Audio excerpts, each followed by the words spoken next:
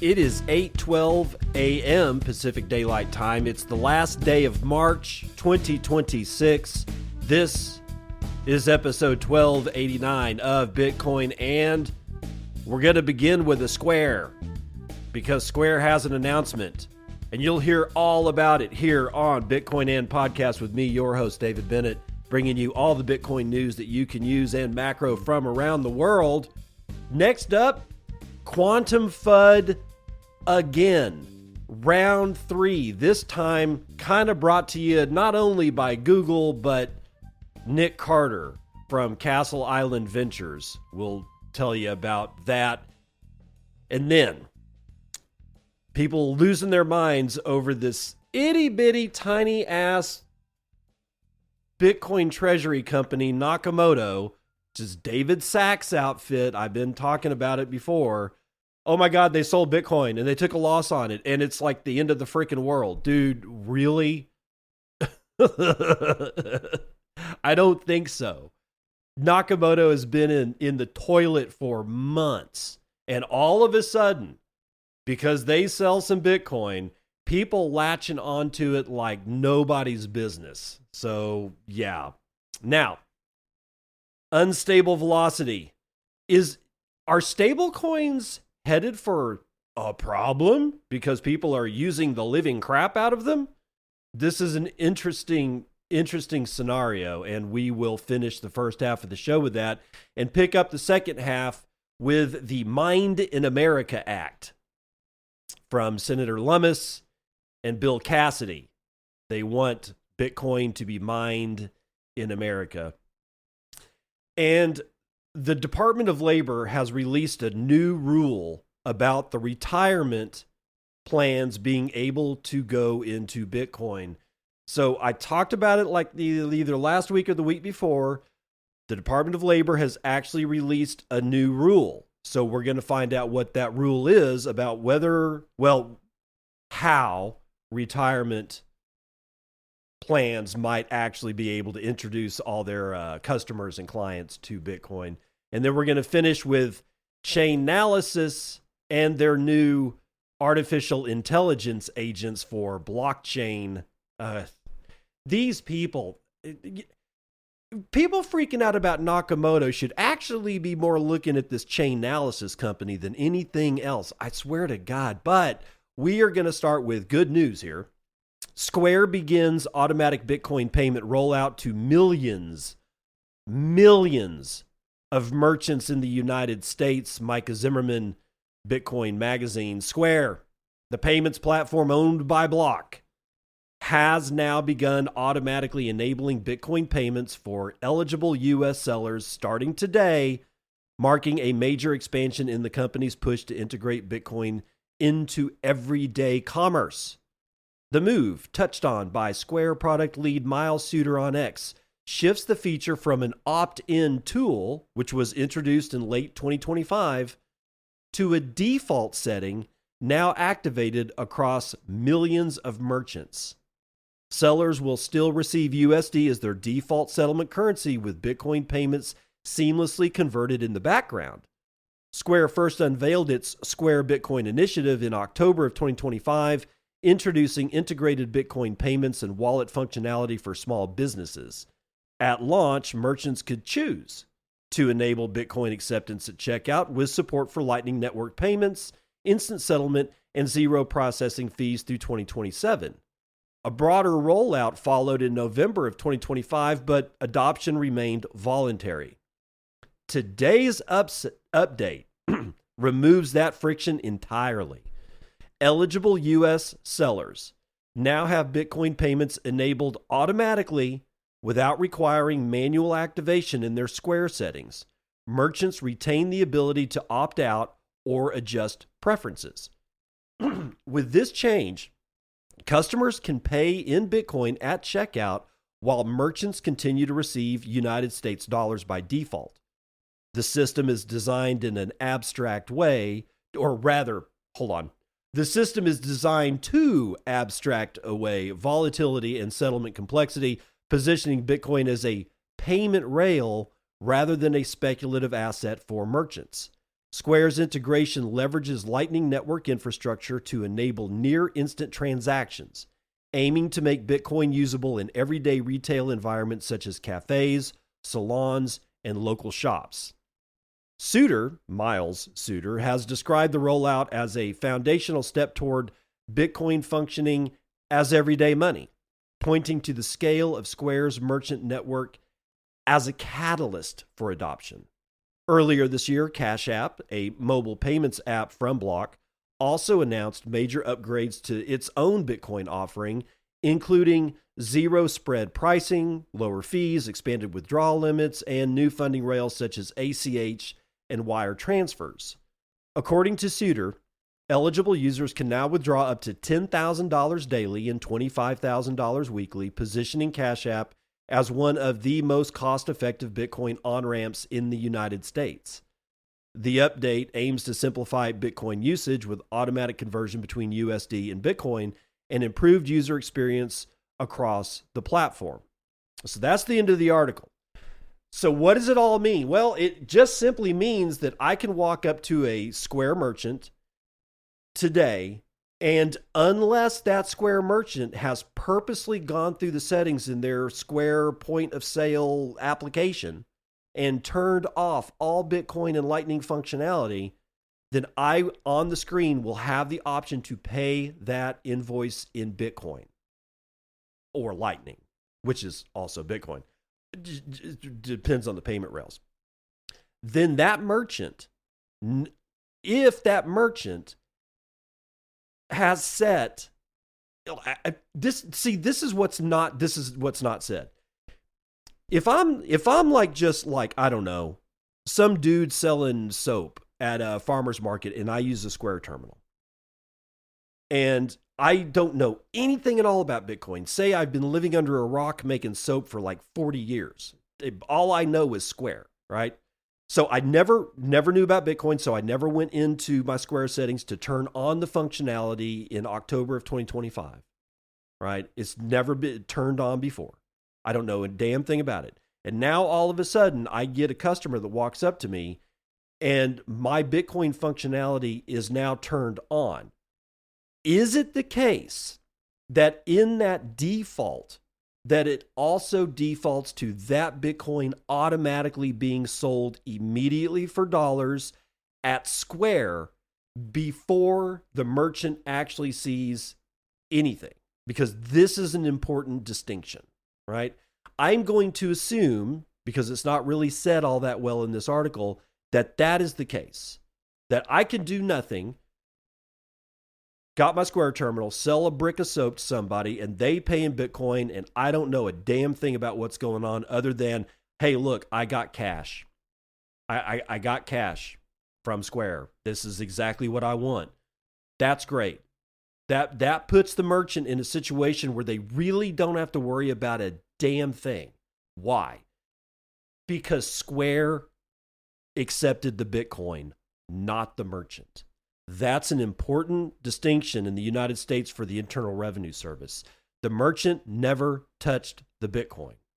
And for a lot of merchants, they're not going to want to touch the Bitcoin. I'm sorry, but that's the way it is right now. Sooner rather than later, I would imagine that some merchants will start going, well, wait a minute, what's this whole Bitcoin thing? Maybe I should go into my settings and say, I want to save 1%. Instead of selling all the Bitcoin, sell 99% of it into US dollars, but keep 1% or 10 or whatever. You pick a number out of your head, right? And then at that point, they do receive Bitcoin, and now they have a date and a timestamp on that particular transaction that says 1% of this $100 is in Bitcoin. That's your cost basis for however many Satoshis that got you, right? So now you start having to keep track. Okay. At that point, the merchant is now fully in bed with Bitcoin.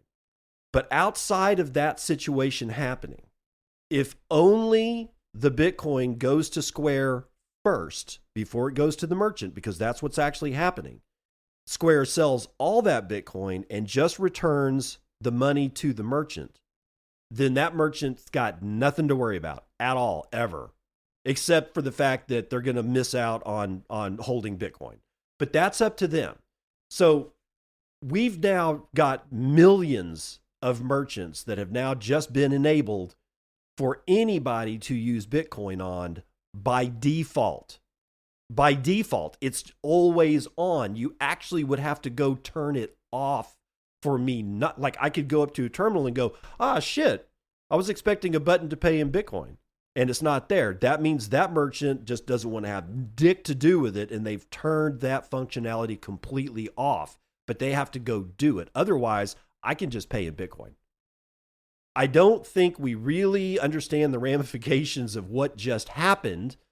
Now, this will depend on how many people actually use Bitcoin as a customer at a Square merchant. But that's growing. It may be not as fast as like some people like it to grow. And there will always be the fudsters. We'll get to a couple of them here in a second that will say it's not growing fast enough, therefore it's going to die. I call bullshit. I just do. I'm sorry, but I just call bullshit. This is good news. And it's also good news for merchants because they don't have to know anything. They don't have to dig in the manual unless they want to shut it off, in which case they'll call customer service at Square. They'll tell them, hey, I'm going to go find myself another point of sale device. If you don't fix this shit right now, the merchant will be taken care of. So I don't worry about that either. Now, moving on to actual freaking FUD. Google has sounded the quantum alarm. Today, they released a groundbreaking progress toward breaking crypto using quantum computers. That is a post on X or a tweet or whatever from an outfit called Project 11. And in that tweet, they have a screenshot of the very first page of this quote unquote scientific paper. This paper is entitled Securing Elliptic Curve Cryptocurrencies Against Quantum Vulnerabilities, Resource Estimates and Mitigations. And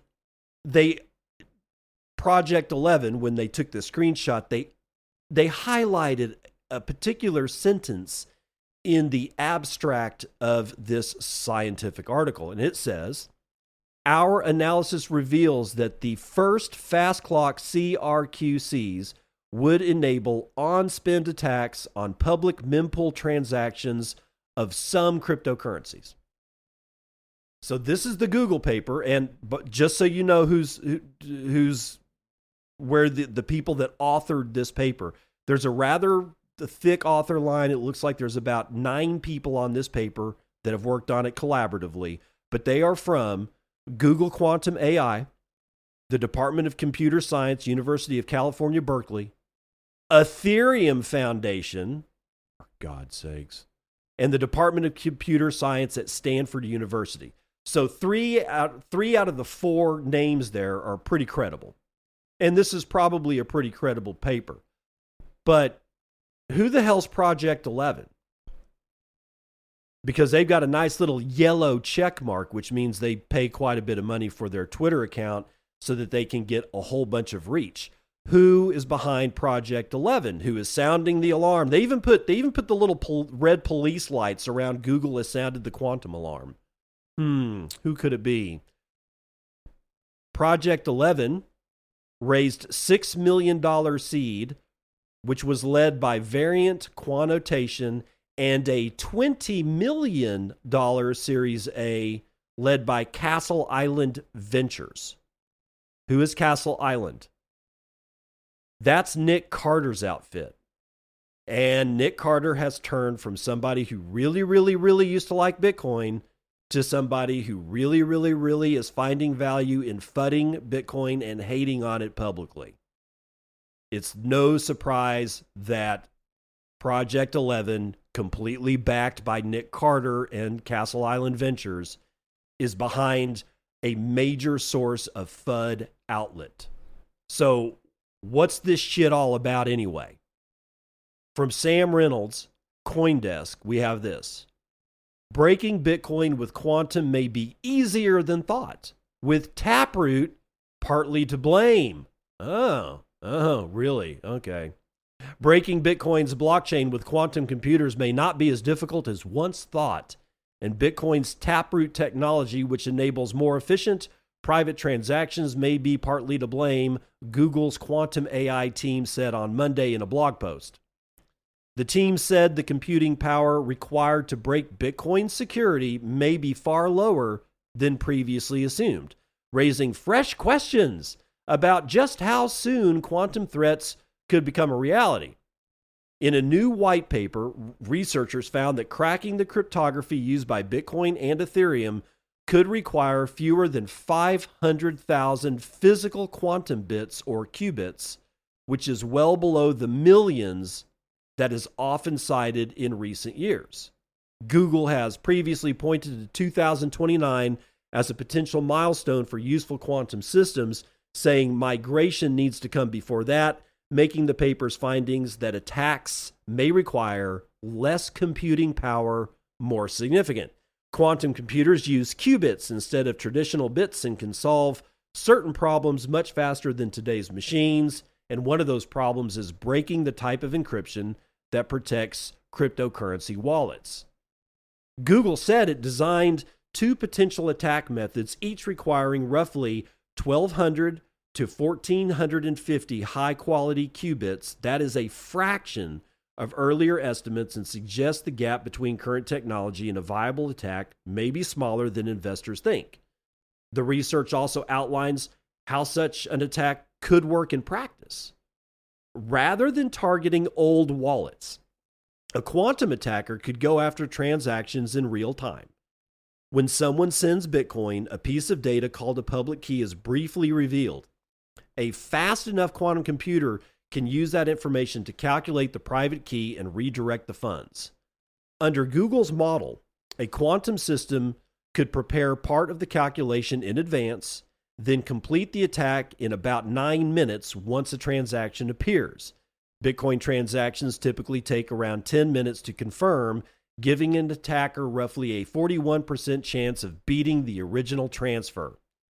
Other cryptocurrencies like Ethereum may be less exposed to this specific risk because they confirm transactions faster, leaving less time for an attack.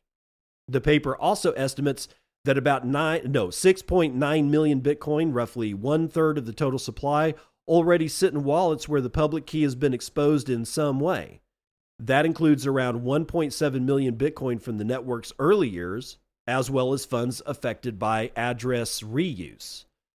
That figure is far higher than recent estimates from CoinShares, which argues that only about 10,200 Bitcoin are concentrated enough to significantly move markets if stolen.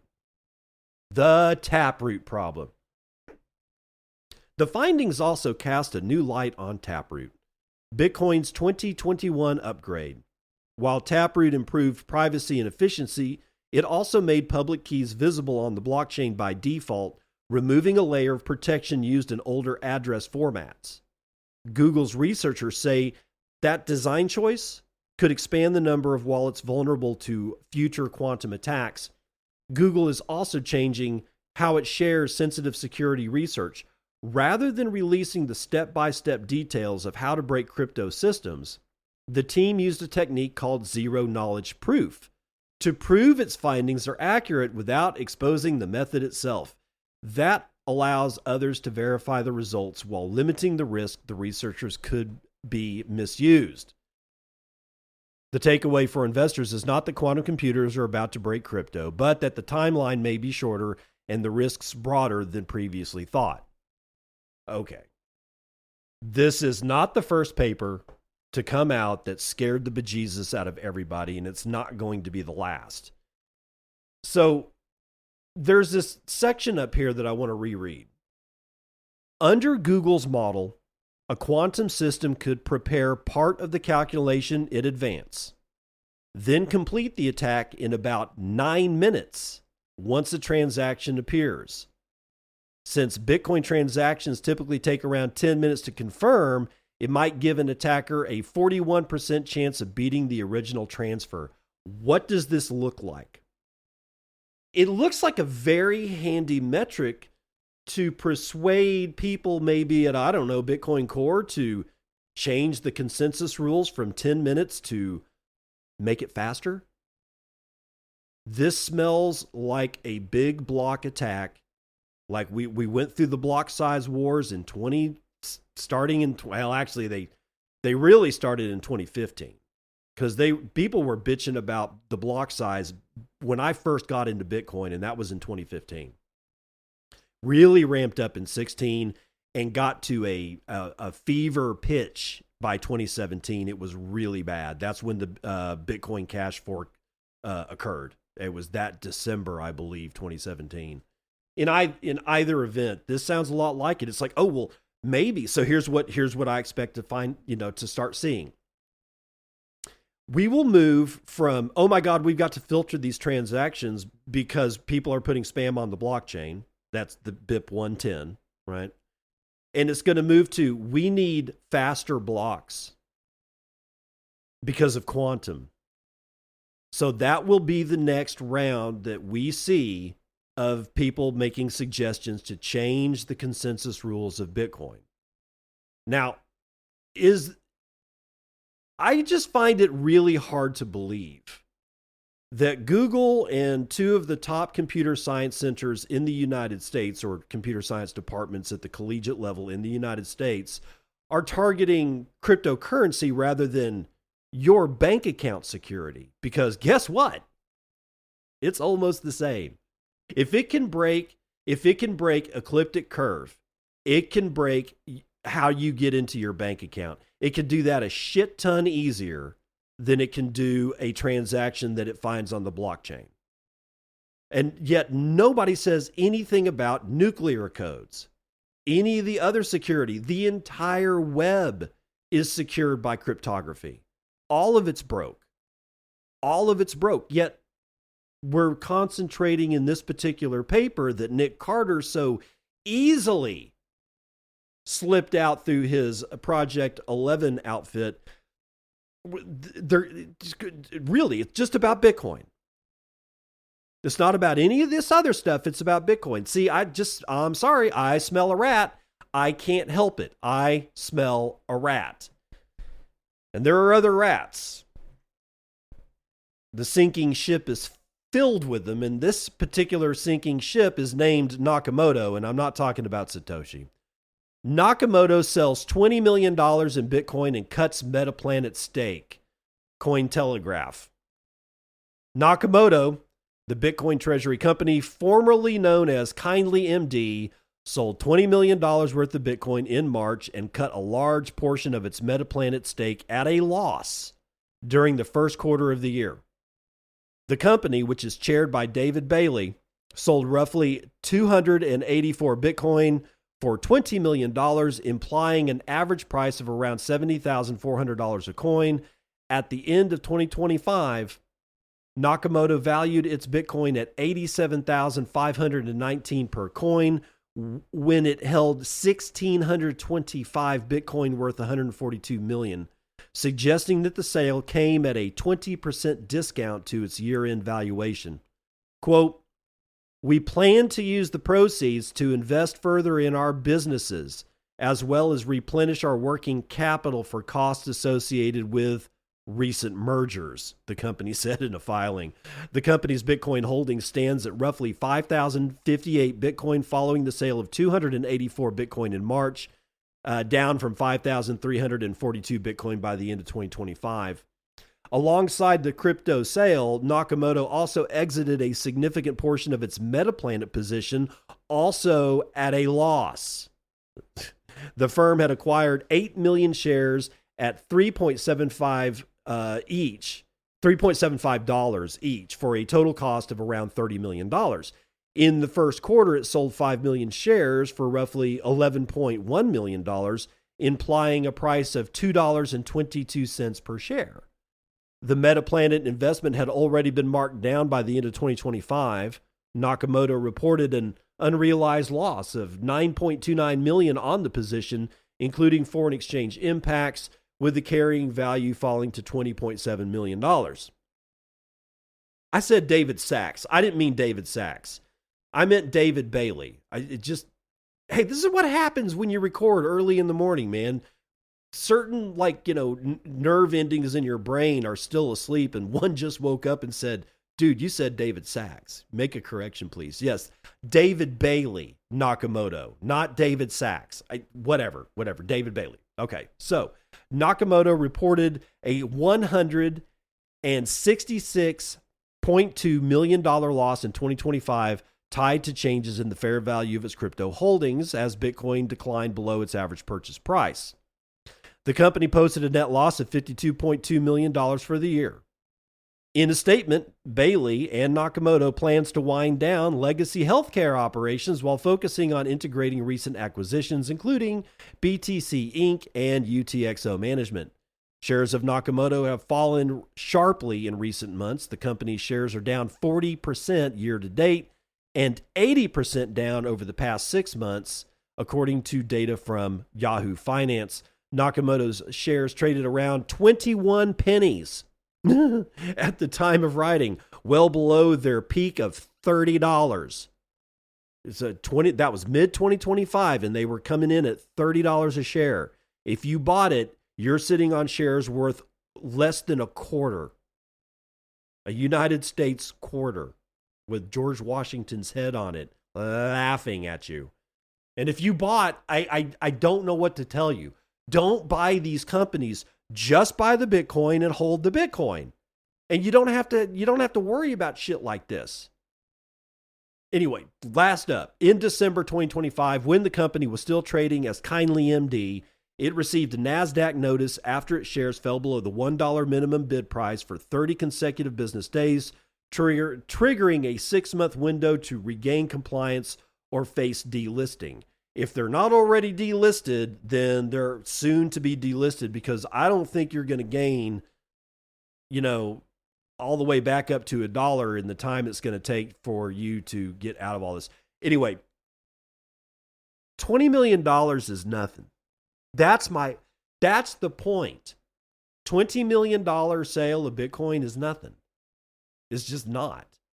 Yet people are making a huge deal out of this. I see headline after headline after headline on like every single outlet that I was scanning today. Even non-crypto outlets were like, oh, see, Nakamoto is like, they're having to sell at a loss. That's not Bitcoin's fault. And that's not even the market's fault. That is a bad decision by an executive team that they either don't know what they're doing, or they found themselves in over their head beyond any capabilities that it would take to get them out of it. That's their fault. That's on those people. That's on David Bailey. That's on the people that sold, Kindly MD and then went over to become part of Nakamoto. And now Kindly MD, that section of it, they're not even going to be in healthcare. I was kind of hoping that we would see a little bit more healthcare that's Bitcoin based because of this whole thing. But no, we didn't even get that. We just got somebody who went along with a whole bunch of fads and got their britches shorted on them. And I wish things had gone better for them, but it doesn't look like that's actually going to happen. Maybe they can go over to my friend at sats4snacks.com. That's sats, the number 4, snacks.com, sats4snacks.com, where Permanerd, my friend, lives and breathes. And while he does so, he makes dehydrated pineapple. No, not dehydrated. Freeze dried. There's a difference. Dehydrated pineapple is like chewing on sour leather. Freeze dried pineapple is a completely different experience. Different texture, different taste. It's awesome. He also has freeze-dried peaches, freeze-dried mangoes, freeze-dried strawberries, freeze-dried bananas. Oh, the bananas are freaking awesome. I love the freeze-dried bananas. You will be able to pick any of these packs up for Bitcoin because he sells all of his goods in Bitcoin, because this is the Circle P. Circle P is open for businesses, where I bring plebs, not huge companies, just regular folk just like you, with goods and services to sell to folks just like you who want to buy those goods and services in Bitcoin. You will be buying it in Bitcoin, because if you ain't selling in Bitcoin, you're not in the Circle P. And my friend Permanerd with sats4snacks.com is definitely in the Circle P, and he'll give you a discount if you use the code Bitcoin. And you will be able to get a 2.1% off coupon. Well, actually, you'll just get 2.1% off if you use the code Bitcoin. And that's Bitcoin, and use the coupon code sats4snacks.com. The best freeze-dried fruit I've ever had. Go to sats4snacks.com. Unstable velocity.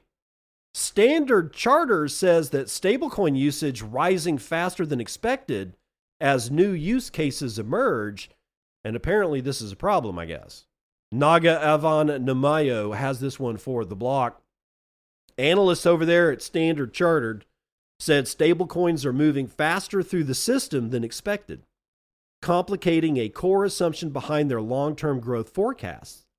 In a new note, Jeffrey Kendrick, the bank's global head of digital asset research, said stablecoin velocity, a measure of how often tokens change hands, has risen in recent months after years of relative stability. It's a material change because the bank's widely cited projection that stablecoin supply will reach $2 trillion by 2028 relies in part on just how frequently those tokens are used. Faster turnover can reduce the need for new issuance, even if transaction volumes continue to grow. Velocity has increased recently, contrary to our assumption that it would remain stable, Kendrick wrote, adding that the change warrants closer monitoring. Data in the Tuesday report shows overall stablecoin velocity has roughly doubled over the past 2 years, with tokens now turning over about 6 times per month on average. According to Standard Chartered, the increase has been driven largely by Circle, which has been accelerating activity across multiple blockchains. The bank links the shift to evolving use cases. Stablecoins are no longer confined to just crypto trading and emerging market savings, Kendrick said. Rather, these fiat-pegged tokens are now increasingly being used as a substitute for traditional financial rails and, more recently, for early-stage AI-driven payments. This distinction is key in Kendrick's view. Standard Chartered also argues that this unstable velocity reflects new additive demand rather than a broad change in how all stablecoins are used. Low velocity use cases, such as emerging market savings, where Tether remains dominant, has not seen the same shift. As a result, the bank is holding its broader thesis intact. It still expects stablecoin supply to reach $2 trillion by 2028 and generate roughly $1 trillion in additional demand for U.S. Treasury bills over that period. The reiterated projections underpin a series of increasingly bullish calls from the bank. Over the past year, Standard Chartered has argued stablecoins could reshape global liquidity flows, pull up to $1 trillion from emerging market bank deposits, and emerge as a central force in crypto adoption. However, the new wrinkle is that velocity may become just as important as supply. Quote, if velocity remains constant, rising transactions will create demand for more stablecoins, Kendrick wrote. If it increases, that will not be the case, all else being equal, end quote. For now, the bank sees no reason to revise its headline forecast, but it is watching closely as stablecoins move deeper into payments, capital markets, and machine-driven transactions, area where speed, not just scale, could greatly impact the next growth phase. So what does it all mean? The key sentence here is this. Faster turnover of stablecoins can reduce the need for new issuance, even if transaction volumes continue to grow. Okay, what does that mean? They're literally just talking about how fast I get a stablecoin and how long it takes me to get rid of that stablecoin because I've used it for something. Like I sold something to somebody and I got stablecoin and I immediately have to pass it off to somebody else because I got to buy something, either a good or a service, and I'm using a stablecoin. That velocity is given by how fast it takes for me to get a stablecoin from somebody and how fast it takes for me to get rid of that stablecoin because I've got to use it to buy something. they're saying that they're seeing a doubling of velocity over the past 2 years, which is more than what they bargained for. And people aren't really saving the stable coin. They're using it. Well, a lot of people will actually go, see, we don't need Bitcoin. Bitcoin's going to die because of this. No, it won't. Because that sounds to me like people are still living paycheck to paycheck. They're just using stablecoin instead of fiat. And it doesn't really matter anyway, because stablecoin is fiat. Tether and Circle are both backed predominantly by things that are listed in dollars, like treasury bonds and treasury bills and all kinds of other stuff, all kinds of industrial paper, as it were. But it's all dollars. It's because they slap the name Tether on it doesn't mean it's like not a dollar. People in the United States are increasingly living paycheck to paycheck. People around the world have been doing that for a long time. I don't see anything, I don't see the velocity increasing as anything other than people are ditching paper money for a digital format. That's what I see here. I don't see that stablecoin themselves is being, let's see how to say this. It's not like the stablecoin that's already being used is being used faster. What I see is that more and more people are starting to use this stuff. And honestly, that's kind of, in a very real way. I remember Paolo Ardoino a long time ago saying that this will increase the adoption of things like Bitcoin as a savings vehicle. And that stablecoin might take over the actual day-to-day payment. I have to be on the fence about this because I don't really know which is better. Is it better to actually use Bitcoin as like the point of sale stuff, or is it better to save it along with everybody else like Tether? Well, Circle's not doing it, but Tether does have a lot of Bitcoin and they're using it to back the stablecoin. And in the most macroeconomic way possible, I have to say it's above my pay grade. I can have a gut feeling and say, no, I want to use Bitcoin as the payment rail. Well, we just got finished with Square enabling that. They didn't enable Tether. They will probably add Tether, but I doubt seriously that they would take Bitcoin away. They'll probably add Circle, and I'm not going to lose any sleep over it. But here, I don't think it's the existing stablecoin supply that's moving faster. I think more and more people are just ditching credit cards and fiat and paper money and checks and anything else that looks like the legacy financial system and just moving directly into stablecoin. That's what I think is actually happening. Let's run the numbers.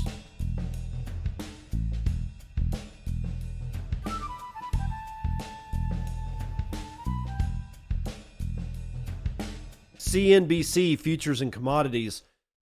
Energy, they cannot contain it. They tried.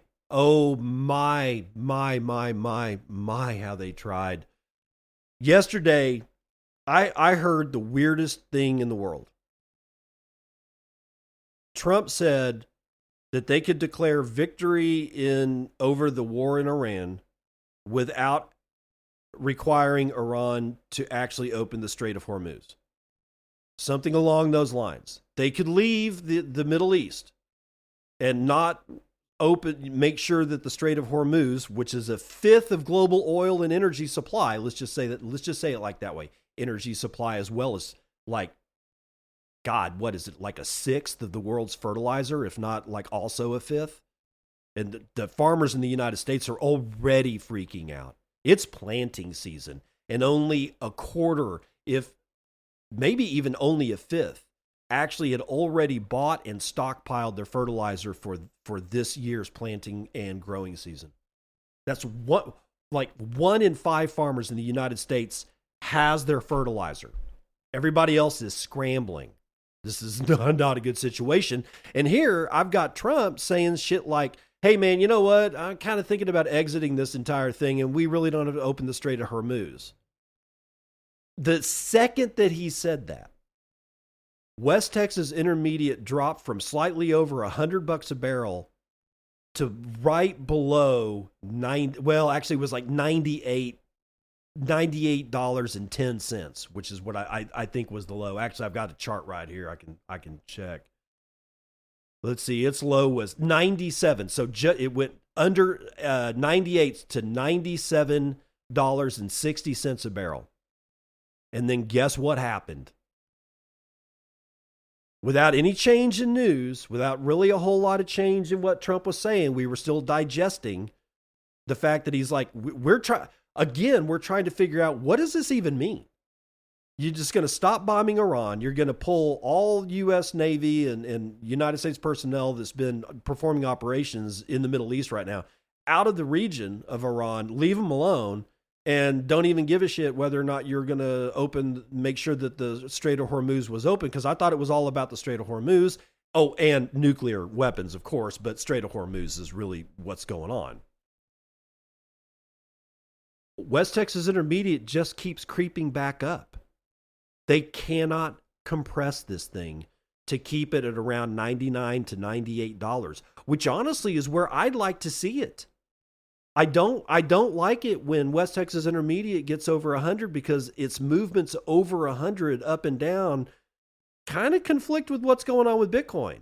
Bitcoin is kind of like found a little bit of a floor with higher oil prices, but now we're in a situation where instead of fluctuating wildly between the prices of, $90 to $100, now we're getting wild fluctuations in the price of Bitcoin as West Texas Intermediate bounces around 98 to 101. And that's on my chart. I'm going to read you an oil price that's different. I don't know where CNBC gets their oil prices from, but they're not getting the same oracle that I'm using. My numbers are always slightly lower. But they cannot compress this. They cannot keep this shit from bouncing around, which also affects bonds, by the way. Bonds really started falling sharply, but even the bond yields are starting to come back up. 5 years gained from this Trump announcement. The 10-year has gained in yield since the Trump announcement. I mean, there was a sharp fall off, but then they started creeping back up. Nothing stops this train. From energy prices to bond yields, there is nothing this administration can do or say that's keeping this shit in control. Energy prices are all in the green. Brent North Sea posting 5.5% gain, $118.97 a barrel. West Texas Intermediate up 1.5 to $104.32 a barrel. Natural gas also in the green today, up 2/3 to $2.90 per thousand cubic feet. Gasoline is up 1/3, $3.36 per gallon. And Murban crude is up 3.75 to $120.87 per barrel. Metals are doing well today. Palladium is up 2.12%. Gold is up 2.11. 4,621 and 4 dimes. Platinum is up 1.75. Silver is up 4.69%. Back over 70 to 73.88 per troy ounce. And copper is up 1.44%. Ag, amazingly, mostly in the green today, except for corn. It's the only one in the red, so it's our loser, 0.44% to the downside. Biggest winner is chocolate, 4.7% move to the upside.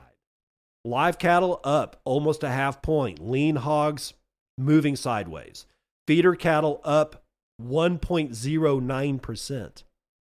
S&P, all the legacy shit is happy. S&P is up 1.3%. NASDAQ is up 1.4%. The Dow is up 1 point, and the S&P Mini is up 1.4%. And then we come to Bitcoin. We're bouncing around still, $66,750. That's a $1.34 trillion market cap, and we can only purchase 14.5 ounces of shiny metal rocks with our one Bitcoin, of which there are 20,009,404.28 of. Average fees per block remain the same, 0.02 BTC, taking in fees on a per block basis. There's about 12 blocks carrying 22,000 unconfirmed transactions waiting to clear at high priority rates of 1 sat per vbyte. Low priority gets you in at 0.1. And hash rate is at 1.01 zettahashes per second. Yesterday, I was seeing all kinds of headlines about hash rate falling. I'm not seeing it, at least not yet. But even if it does, we've got all the security that we need for the Bitcoin blockchain. From the UFC trade, yesterday's episode of Bitcoin And, I got Anonymous with 10,100 sats. Thank you, Anonymous. He says, I'm thinking insight.run and spaceprotocol.org might just be a match made in heaven. More to come as I dig further. Appreciate your 8 years of dedication to the show. I appreciate that, Anonymous. Thank you very much. Oak Grove with 5,000 sats says, boosting for the love of the game. More later. Thank you, Oak Grove. I appreciate that. Ask gas or grass. Nobody rides for free. From Kano and 21 sats to back it up. Nick Dose with 181 says, cheers. Cheers right back at you. And Noster Gang says, nothing but gives me 100 sats. Thank you, Noster Gang. I appreciate it. Please remember, boost the show. Stream Satoshis to the show. You can do both or one or the other by using Podcasting 2.0 technology. Look for Fountain.fm, my favorite podcasting app like ever. I love this thing. I can boost shows. I can stream Satoshis to shows. I can show my support directly through the podcast player instead of having to go navigate a whole bunch of friction. And if you can't afford the sats, do you have time? Can you go to Apple Podcast, get into Bitcoin and podcast, and give me a 5-star review? It really helps. And while I'm never going to say it doesn't cost you nothing, because it does, it costs you time. And I think that time is just as valuable as money. So I appreciate it. If you don't have the money, but you do have the time, consider a 5-star review on Apple Podcasts. That's the Weather Report.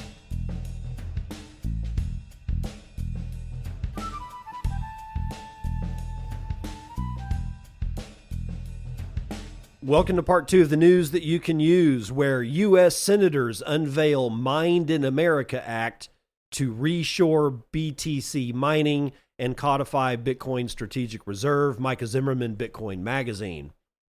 Republican Senators Bill Cassidy and Cynthia Lummis introduced legislation on Monday aimed at reshaping the U.S. digital asset mining sector, tightening supply chains, and embedding Bitcoin into Federal Reserve strategy.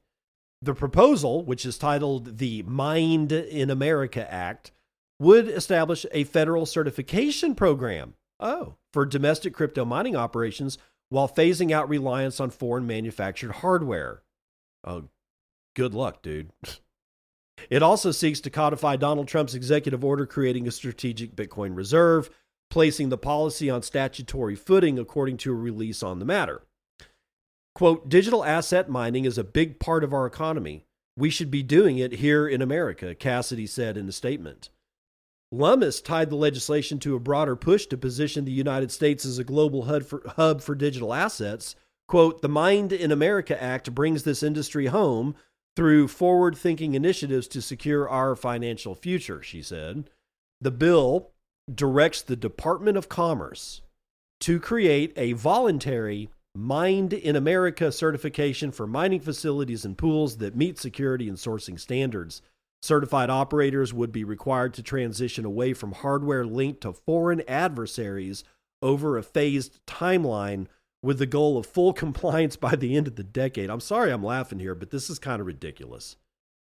I'll get to it. Lawmakers and industry advocates have pointed to a stark imbalance in the current mining ecosystem. While the United States controls an estimated 38% of global Bitcoin hash rate, 97% of the specialized mining hardware is produced by Chinese firms, including Bitmain and MicroBT.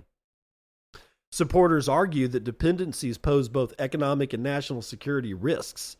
The bill references prior incidents, including U.S. inspections and imported mining rigs, and the discovery of vulnerabilities in firmware that raised concerns about remote access. To address the imbalance, the legislation directs the National Institutes of Standards and Technology, or NIST, and the Manufacturing Extension Partnership to support the development of domestic mining hardware. It stops short of authorizing new spending, instead integrating certified projects into existing federal energy and manufacturing programs. The measure also positions Bitcoin mining as a tool for grid management and energy development by tapping into existing Department of Energy and U.S. Department of Agriculture programs. Certified operators could access financing for projects that absorb excess renewable energy, stabilize grid demand, or capture methane emissions from landfills and oil fields. Industry group Satoshi Action Fund endorsed the legislation, calling it comprehensive framework that links its energy policy, manufacturing, and digital asset strategy together. Beyond industrial policy, the bill's most significant provision may be its formalization of a strategic Bitcoin reserve within the Treasury Department. While the federal government already holds a large amount of Bitcoin from law enforcement seizures, the reserve would establish a framework for long-term retention and accumulation. The legislation outlines a budget-neutral pathway for expanding holdings. Revenue generated from staking rewards and airdrops tied to other seized digital assets would be funneled into Bitcoin purchases. In addition, certified domestic miners could sell newly mined Bitcoin directly to the government in exchange for a capital gains tax exemption. Now, that is a good idea, creating an incentive to supply the reserve at a discount. If enacted, the Mined in America Act would mark one of the most expansive federal efforts to integrate Bitcoin mining into the United States industrial and energy policies. It arrives as policymakers weigh how to balance innovation, security, and competition in a sector that has become increasingly global. Okay, so there's two things that I'm thinking about this bill. One is that it's stupid, and the other is that it's really, really not stupid. The stupid part is this. Directs the Department of Commerce to create a voluntary Mined in America certification for mining facilities. And if you get one, if you decide to certify as Mined in America, then you have entered into an agreement with the United States government to create a phased timeline to get rid of all your Chinese miners. Okay. Where are the other miners going to come from? We don't have, yes, there's some miners that are being made in the United States. Kind of. A little bit, but not to the degree that you would need to be able to completely expunge every single one of your Chinese created miners. So from that standpoint, this is really stupid. That's really just not going to work, except for this part.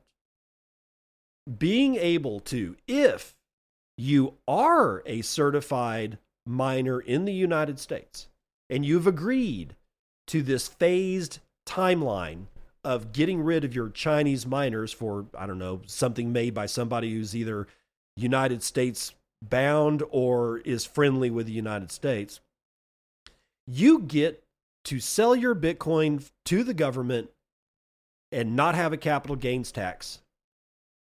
That is actually kind of brilliant. And simply for this reason. It would stay in line with President Trump's executive order on the creation of a Bitcoin reserve. That, and one of the sticking points in that executive order is that it cannot come at the expense of the United States taxpayer. Which, like in other words, we can't use like money from the Federal Reserve or Treasury or whatever to buy Bitcoin directly. But we can offer a discount by not exercising a capital gains tax. That helps. It doesn't solve the exact problem, but it helps greatly. Now, how the government funds the purchase of the actual Bitcoin itself without taxpayer funds, that's still a question left on the table. But being able to offer, hey, we'll buy it from you and you don't have to pay capital gains tax on the generation of those Bitcoin from your mining facility because you are a certified mined in America miner. That's not bad. That's not a bad idea. I kind of like that part. We'll see where it goes because Cynthia Lummis is retiring after, I think she's retiring this whenever the midterms come up because she. Well, hold on for a second. I just want to look at something. Okay, Cynthia Lummis is not a representative, so I don't know when she comes up for election in the Senate. Senate is 6 years in the United States as a term, and a House of Representative member is for 2 years in the United States. I do not know when Cynthia Lummis would be coming up for election. All I know is that she is not going to run again. And I get the feeling that her term is up pretty damn soon. Anyway, moving on to the new U.S. rule seeking to open $8 trillion retirement market to crypto. Vince D'Aquino from Decrypt.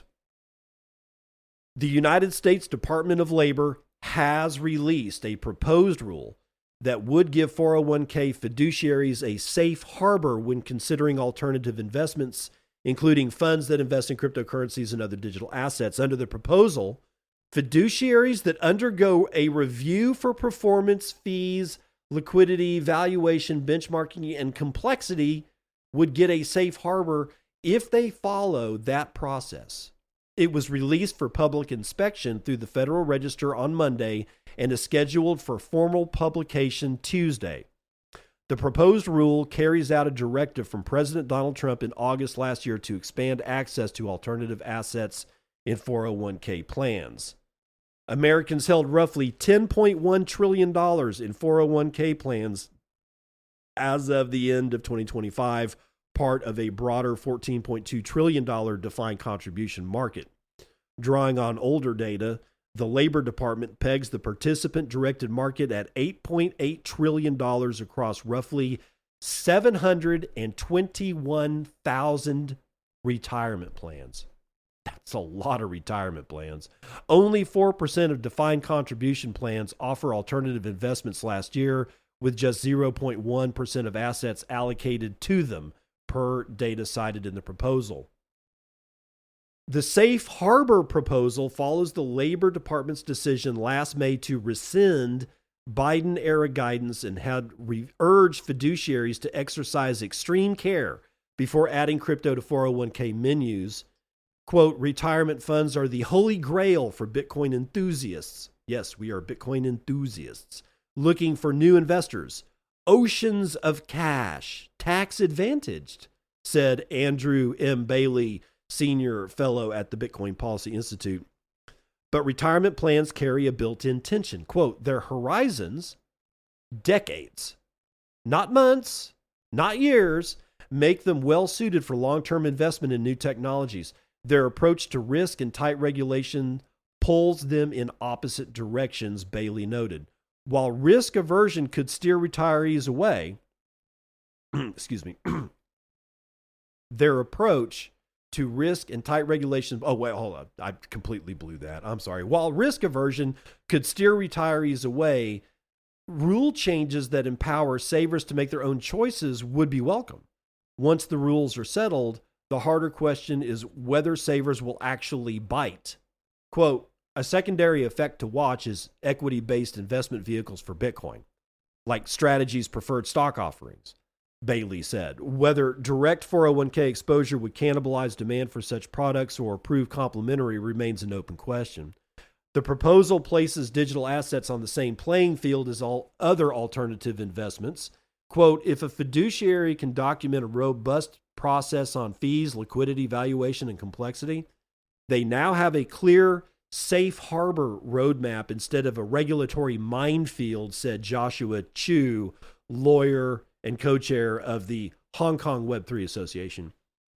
With it, retirement savers can get a taste of alternative asset alpha without the plan sponsor hiding under the desk every time Bitcoin sneezes. Still, fiduciaries would need to build daily pricing, liquidity, and risk controls for crypto inside of 401k wrappers before any of it reaches a retiree's account. The proposal could put U.S. retirees ahead of most Asian savers in accessing regulated crypto exposure, Chu noted, citing how Hong Kong's pension system and China's trading ban still keep digital assets out of retirement accounts. The biggest news here is that they're basically saying, look, if you are a fiduciary, if you are a company and people included in that company that create retirement plans to sell to, offer to university employees. Like when I was working at Tech, I had a choice between 3 different retirement plans. 2 of them were from the same company and 1 of them was from a completely different company. All right, that's 2 different fiduciaries representing 3 retirement plans for Texas Tech University at the time that I was there. I don't know what it looks like now. Those fiduciaries are being offered by this proposed rule from the Department of Labor safe harbor as long as they do X, Y, and Z. And if they do X, Y, and Z to the satisfaction of the Department of Labor, then if one of the retirees decides to get their panties all in a snit, they can't sue the fiduciary for saying you made a bad bet with my retirement money. That's what this proposed rule means. It is a significant rule proposal. Just be aware, and $8.8 trillion of retirees' money is nothing to sneeze at. Finally, Chainalysis introduces blockchain intelligence agents trained on millions of investigations. Daniel Kuhn takes us to the end of the show with the block. Chainalysis is leaning further into AI with the introduction of blockchain intelligence agents. These agents are specialized tools designed by Chainalysis to help organizations like law enforcement, compliance teams, financial institutions, and crypto businesses investigate, monitor, and combat illicit activity on blockchains. The autonomous bots are trained on Chainalysis. Oh, good Lord, people. I got an ad right in the middle of my freaking read. They are trained on Chainalysis' massive proprietary data set built from over a decade in business with the aim of bolstering on-chain analysis operations. Quote, "This isn't a new product, nor a bolted-on chatbot feature. Agents are the evolution of the platform we've built and everything we've learned. Billions of screen transactions, over 10 million investigations, more than a decade of blockchain intelligence. That will work alongside your team," Chainalysis CEO and absolute fucking scumbag Jonathan Levin wrote in a statement. Oh, the block didn't say that. According to the announcement, the agentic bots can be set to either follow deterministic workflows, meaning the same inputs, rules, and data always produce the same outcome, or they can put it into exploratory mode. Both settings produce audit trails, and human monitors will be able to decide the agent's level of independence and tasks to automate. Audit trails provide a step-by-step record of what data was used, what reasoning the agent followed, and what actions it took in order to meet compliance and legal standards, according to the announcement. Chainalysis notes it is only the on-chain analysis firm to provide data that has been ruled reliable and admissible in court. Quote, "We have the context of every type of investigation you run and the compliance obligations that you navigate daily. We know how transactions on the blockchain actually function and the workflows, audit trails, and standards of evidence that you rely on," Levin added. The crypto monitoring firm plans to start rolling out the tools this summer, per the announcement. So far, the testing phase, Chainalysis said it has deployed agents for open source intelligence collection, tracking complex investigation workflows across multiple blockchains, and for providing raw alerts. The bots can also code web applications and generate summary reports like general purpose AI. Quote, "As bad actors increasingly leverage AI to scale their operations, it's critical that those working to stop them do the same," Levin wrote.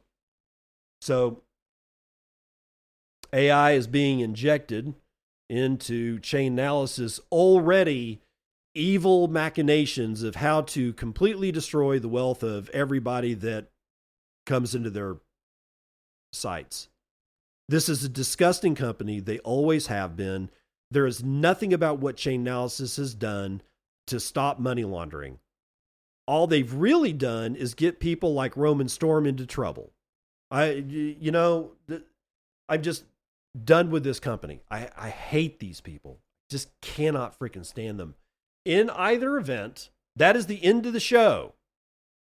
The quantum FUD continues unmatched. It's bizarre. And the fact that Nick Carter is behind a major outlet of quantum compute FUD on Bitcoin and not bank accounts and not nuclear codes and not HTTPS is really disheartening because he used to be a good guy.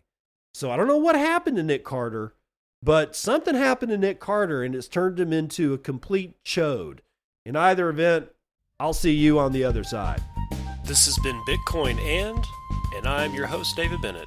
I hope you enjoyed today's episode and hope to see you again real soon. Have a great day.